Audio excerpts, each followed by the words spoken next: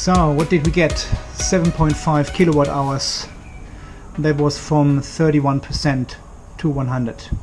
7.5 kilowatt hours only. When you think about that 30% of the battery is not being used as a bottom reserve, you still have 70% left. 70% of 12 kilowatt are 8.4 kilowatt hours. So in theory we should charge the car at least with 8.4 kilowatt hours plus an additional 10 to 15% for the loss in the charger and heat loss in the battery. So a full charge should take more than 9 kilowatt hours. This charge took only 7.5 kilowatt hours. Let's do some quick maths. We've got 12 kilowatt hour. I know I've been told to write in smaller letters, so they fit more information on the whiteboard. So 70%, because we only discharge to 30%, is 8.4 kilowatt hours. Plus 10% charger loss and heat loss in the battery while charging will result in 9.24 kilowatt hours. So the 9.24 kilowatt hours is necessary to fully charge the car from 30% to 70%. I've used only 7.5 kilowatt hours. And this is already including the charging losses. This is directly measured at the EVSE. So this means we have, by the way, I bought this high-tech calculator with a magnetic strip from your donations as well. Awesome, isn't it? My own outdoor magnetic rubbery calculator for the whiteboard. It is also fully solar powered. Thanks guys. It was only $1. Okay, 100 divided by 9.24 times 7.5 gives me 81%. So we've got a loss of minus, say, 19%. 19% loss from what I should have to what I have. And the dog shows me I've got 80.8%, which would be a loss of about 19%. So pretty accurate. So I've got 80.8%, which is roughly minus 19%. There you have it. But you know, I still believe the battery in the car is totally fine and is probably above 95% in real world measurements. And it is just the software which cannot calculate the state of health correctly and assumes the battery has degraded by 19% already, which is clearly just not correct. Okay, so far the quick maths this morning. Let's get some work done.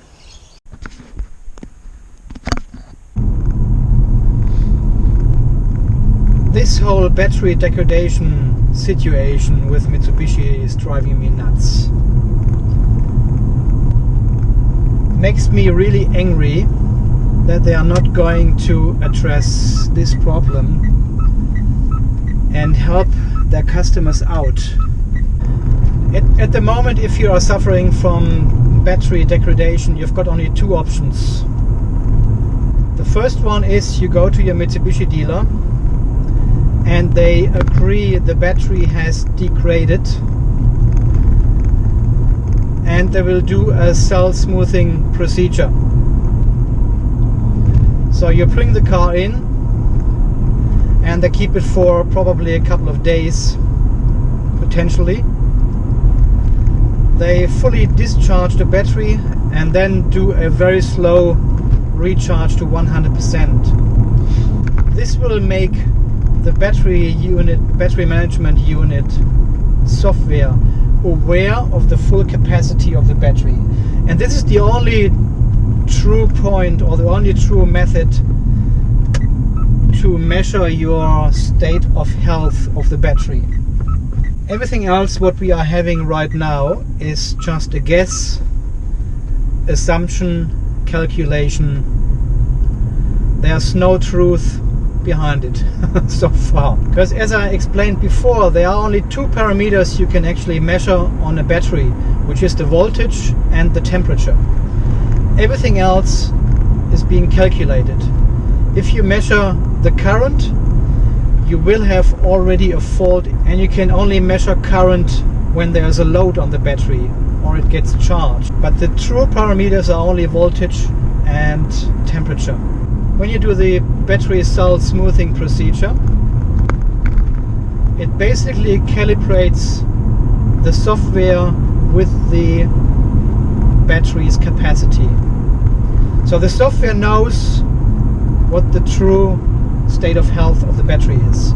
From what I read on the internet, on forums, what other people said when they had this done with their car, it improves the state of health of the battery by about 2.5 ampere hours. And this is all you get. The second possibility you have is going to your dealer and they do a battery management unit reset, which will just clear all of the learned data in the software, and they set the battery management unit back to 100%. The software thinks the car has a new battery and the state of health is 100%, which clearly it isn't. But you know, the software believes it's a new battery, and usually they as per the service manual from Mitsubishi, they should only do that when the car gets a new battery. But they have done this on my car back in October. They have done this to other cars, and as you know from my experience on this, the state of health goes down fairly quickly. In the first 1 to 5 days, you will have a constant decrease in state of health after the battery management unit reset. And this is quite frustrating too, because you pick up your car with a 100% healthy battery, that's what the software says, and you've got the range and everything, but the very next day it already drops 0.1 ampere hours down. And you have seen my video, I'll link it again up somewhere up here. It's from after the battery management, after the BMU reset, it is a constant downhill experience in terms of state of health of the battery. Because the software realizes, of course, fairly quickly that something is not right and the battery is not at 100% state of health. Oh, I've got limited brake power only. I'm at 72%. I think it's the temperature of the battery. 10 seconds later. Okay, finished my work here. Took only 10 minutes. Fixed. And let's go back home. We are at 72% state of charge. 22 kilometers left. So, I was talking about these two methods you can get from your dealership. One is the battery cell smoothing procedure, and the other one is the BMU reset. Both methods will increase your battery state of health, and both methods will fail in the long run to maintain this state of health. The software is losing track again of the real state of health of your battery fairly quickly, or maybe not so quickly on other cars, but eventually it will go down again as it did before. So there's no real benefit from either of these methods. So what about the third option you have? Well, there is no real... The third option would be Mitsubishi recognizing that there is a problem with the software and providing an update. See, what I don't understand is this car is on the market since 2014, and still the software is not right. The software is not able to calculate the real state of health of the battery. Like in other cars, I've never heard about such a bad software. If you spend $50,000 Australian to buy such a car, and after the first 1,500 kilometers you drive, the battery state of health goes down already. What would you think? I mean, that is insane. That is really insane. That is like you're buying a car and your tank takes less fuel after a while. You're getting a product which gets worse over time. And this happens with older models like this one here, first, second generation models, and the newer models as well. And Mitsubishi is pushing out these cars to the North American market now. America, Canada is getting it. It is being pushed out in Europe for a while. Very popular plug-in hybrid in the UK. And still, I mean, if I would pay $50,000 and the state of health would go down so quickly, I would be devastated. I would be so devastated, really. I think it's just not right. And Mitsubishi needs to take ownership and responsibility and provide software updates. So the question is, how do we get Mitsubishi there? It's a fairly big company. And so far they are not really listening to customer inquiries. They are not talking to customers directly, and it's very hard to get any response from them at all, other than please talk to your Mitsubishi dealer. I mean, as a temporary solution, they could offer to make this battery or battery management unit reset, the BMU reset. You bring your car to a Mitsubishi dealer for a service, and they do the BMU reset as a service item for free. This would give you a new, fresh battery state of health basically every time you get your car serviced by Mitsubishi. And there would be two positive things for Mitsubishi doing that. Firstly, they will have more cars being serviced by original Mitsubishi dealers, so they would get more people bringing their cars to an actual dealership. And secondly, you keep the customers of these cars very, very happy, because they have always a fresh battery and can use the full capacity, the full range of the car every year.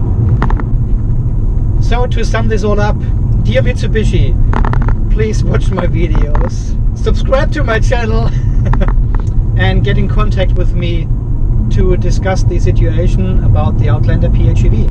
I would be more than happy to give you all the information I have, all the findings I have, all the data I have, and we can work on a solution to provide a better service for all PHEV drivers, make your customers happy, and provide you with opportunities to sell more of these fantastic cars.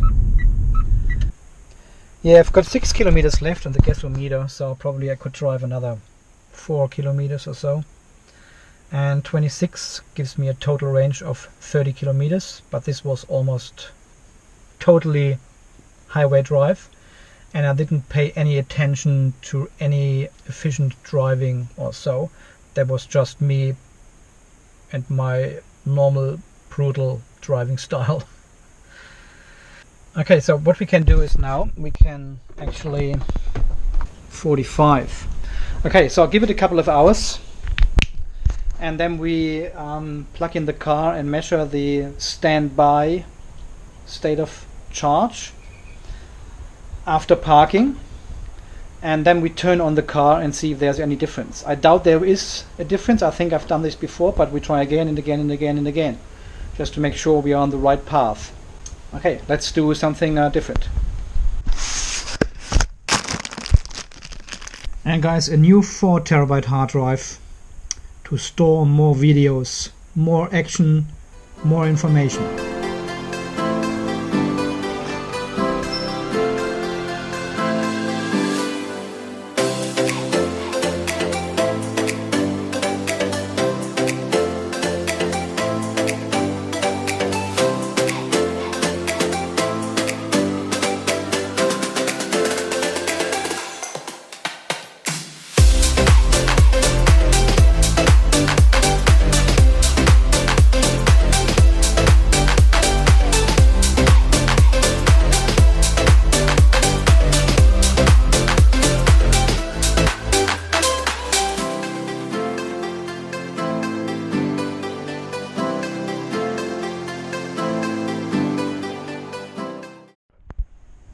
Okay, it's 4:45 now, and I think we should start this on off and start our measurement at the car.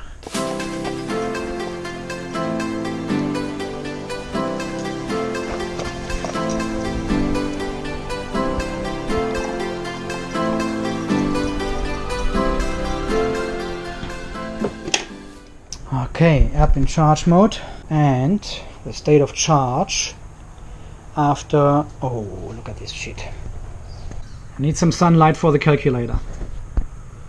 41.7 minus 38.8. I know I'm lazy. Minus 2.9% in 6 hours.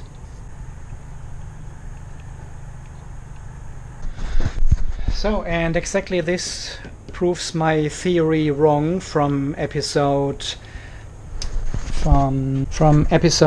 82. Has the Outlander PHEV battery phantom drain? Yes, it has. That is proof. Car was not turned on, car was not moved, car was not plugged in, and we lost 3% state of charge while parking. So there's obviously a recalculation happening when the car is plugged in to charge. The test I did before was at a lower state of charge, and so obviously this all plays into where do you start? Okay, I guess this whole situation needs more testing. Just to measure the state of charge again, but it should be 38.8. Yes, it is. There was the loss while parking for 5 hours.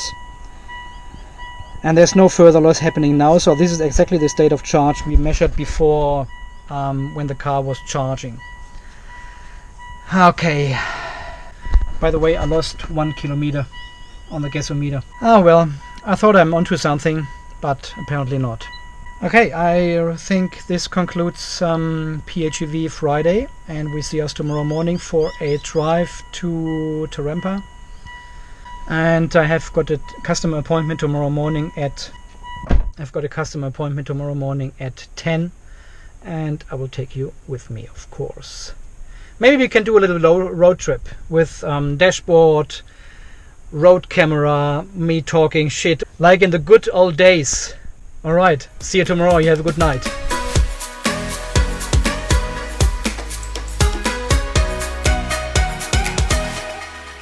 Oh no, oh no, oh no, oh no. I wanted to do a time lapse on the sunset, and now the sun has already set without time lapse. Okay, I think I can find one in the archive.